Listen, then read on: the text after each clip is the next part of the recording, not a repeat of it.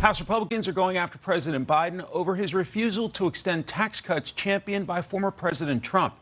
GOP lawmakers are forming teams to address the impact of losing those breaks. Here is Fox Business correspondent Grady Trimble. At stake in the November election, your tax dollars, with some provisions in the 2017 Tax Cuts and Jobs Act set to expire at the end of next year. House Republicans say they should stay in place.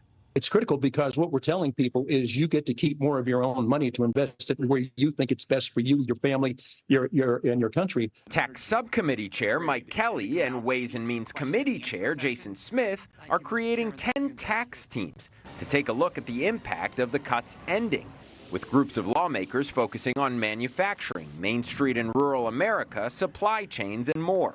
An analysis from the Tax Foundation finds if the cuts expire, some middle-class families would have to pay between $1,600 and around $7,500 more in taxes each year. A worrying thought when high prices are already stretching budgets thin. President Biden says if he's reelected, he'll kill the Trump-era tax cuts. It's going to stay expired and dead forever if I'm not elected. Seemingly contradicting his campaign promise not to raise taxes on those making under $400,000 a year. But the administration is clarifying the president does not want to raise taxes on middle-class Americans. The president will not raise taxes on people who make under $400,000. He's going to make sure that we increase taxes modestly on the wealthy and also on corporations. The 2017 tax cuts permanently lowered the corporate tax rate to 21%.